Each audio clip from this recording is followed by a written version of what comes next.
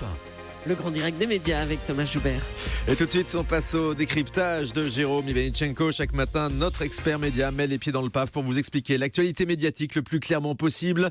On va s'intéresser ce matin à un sondage publié aujourd'hui dans Télé Loisirs qui publie donc les résultats d'une grande enquête d'opinion sur la popularité des personnalités télé. Oui, et petite originalité, le magazine a demandé à un panel de 1200 lecteurs de se mettre à la place des patrons de chaîne et de désigner parmi une liste d'animateurs ceux qu'ils voudraient voir plus souvent à l'antenne et ceux qu'ils voudraient voir moins souvent.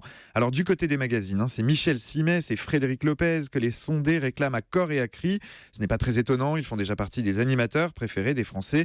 On les voit d'ailleurs régulièrement à l'antenne. Michel Simès chaque jour sur France 5 avec le magazine de la santé, mais aussi régulièrement en prime sur France 2. Frédéric Lopez avec sa quotidienne 1001 vies et avec Rendez-vous en terre inconnue. Mais les sondés en veulent encore plus. Dans la catégorie divertissement, c'est Laurence Boccolini et Olivier Mine que les téléspectateurs voudraient voir plus fréquemment.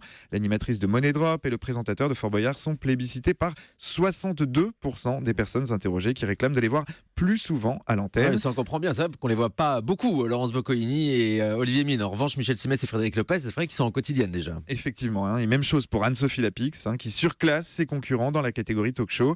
Ils sont 59% à réclamer une plus grande exposition pour l'animatrice de C'est à vous. Alors à l'inverse, ce sondage montre aussi que certains animateurs sont trop présents à l'antenne. Il y en a qu'on veut moins voir à la télé. Et oui, les téléspectateurs profitent de l'occasion pour exprimer leur ras-le-bol contre les personnalités qui squattent un peu trop leur petit écran. Sans surprise, c'est Cyril Hanouna qui arrive en tête de ce classement des animateurs qu'on voit trop. Entre Touche pas à mon poste, entre ses primes sur C8 et les rediffusions de ses émissions, il est à l'antenne en moyenne pendant 25 heures chaque semaine. C'est un record, c'est l'animateur le plus visible à l'antenne, toutes chaînes confondues. Il semblerait qu'il y ait saturation. Ils sont 89%. Un téléspectateur sur 10 a estimé que celui qu'on appelle Baba est trop présent à l'antenne. Derrière lui, on retrouve son meilleur ennemi, Arthur, qui lasse le public à 79%. Suivent Michel Drucker et plus surprenant, Thomas Touroud et Léa Salamé que les sondés ont l'impression de voir trop souvent.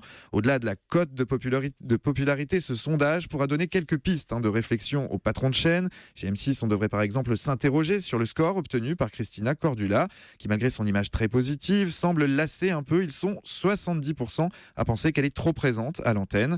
Cette enquête, elle donnera aussi de l'espoir à certains. Depuis la rentrée, quelques animateurs ont disparu des radars. Les téléspectateurs ne les ont pas oubliés pour autant. Ils sont ainsi 36% à réclamer le retour à l'antenne de Christophe de Chavannes.